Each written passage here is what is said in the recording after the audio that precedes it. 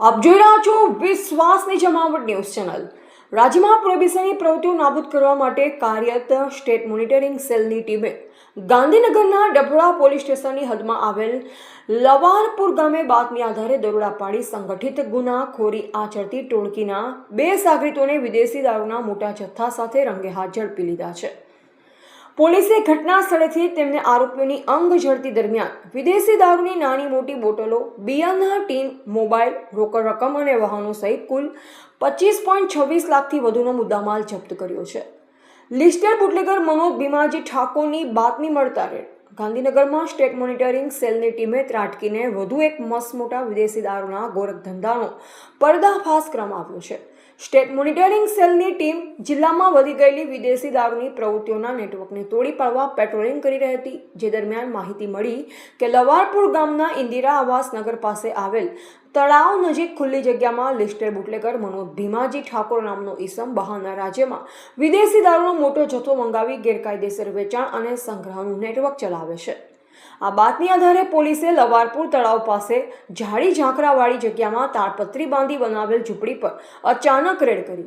દરોડા દરમિયાન ઝૂંપડીની બહાર પ્લાસ્ટિકના કોથળા અને થેલા લઈ બેસેલ 2 ઈસમોને પોલીસે કોડન કરી ઝડપી લીધા, જેમની પૂછપરછમાં પકડાયેલ આરોપીએ પોતાના નામ રાજનકુમાર સુરેશચંદ્ર પટેલ, ધંધો જમીન દલાલી, રહે પટેલવાસ ટાવરની બાજુમાં, ગામ મગોડી અને અજીત વિનુભાઈ ઠાકોર રહે ઠાકોર ફળિયું લવારપુર હોવાનું જણાવ્યું। તેમની અંગ ઝડપી કરતા 2 મોબાઈલ ફોન અને 46,950ની રોકડ રકમ મળી આવી।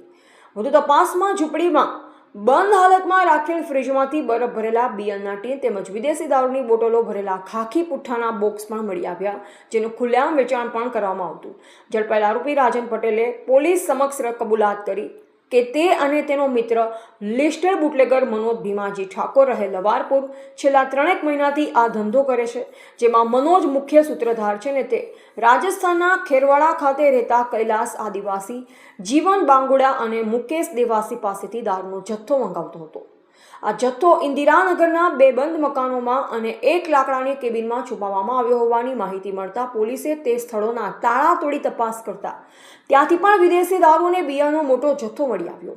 પોલીસે ઘટના સ્થળેથી કુલ 3,127 નંગ વિદેશી દારૂ, બિયરની બોટલ, કિંમત 14,19,265, 2 મોબાઈલ ફોન, રોકડ રકમ તથા દારૂની હેરફેર માટે ઉપયોગમાં લેવાતી 1 4 વ્હીલર ગાડી, 1 મોપેડ સ્કૂટર મળી કુલ રૂપિયા 25.26 લાખથી વધુનો મુદ્દામાલ જપ્ત કરી સ્થાનિક પોલીસની ઊંઘ ઉડાડી હતી।